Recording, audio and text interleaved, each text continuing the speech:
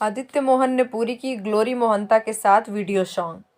Cinema industry के boom मचाते हुए लेटेस्ट खबरों के लिए हमारे चैनल को सब्सक्राइब कीजिए और वीडियोस को शेयर करते रहिए। भोजपुरी इंडस्ट्री के मोस्ट हैंडसम हीरो और मिस्टर बिहार आदित्य मोहन ने अभी हाल में लखनऊ में अपनी वीडियो एल्बम के गानों की शूटिंग पूरी की है। इस वीडियो सॉन्ग के प्रोड्यूसर है दिनेश तिवारी बाबूजी और गौरतलब है कि ये वीडियो सॉन्ग बाबूजी के ही यूट्यूब चैनल पे आएगा। उनका यूट्यूब चैनल उनके बैनर के नाम पे ही है, संस्कार आर्ट्स। आदित्य मोहन के वीडियो एल्बम में उनके साथ दिखेंगी भोजपुरी इंडस्ट्री की hot dancer glory Mohanta. Glory Mohanta और आदित्य मोहन ने ऐसे पहले भी काफ़ी सारे वीडियो एल्बम में काम किया है, जो कि यूट्यूब पे देखने को मिल जाएगा। ग्लोरी मोहंता और आदित्य मोहन ने साथ में फिल्म भी किया, जैसे बेमिसाल खिलाड़ी और लगभग। आदित्य मोहन और ग्लोरी मोहंता का फिल्म करियर भी एक साथ ही शुरू हुआ है।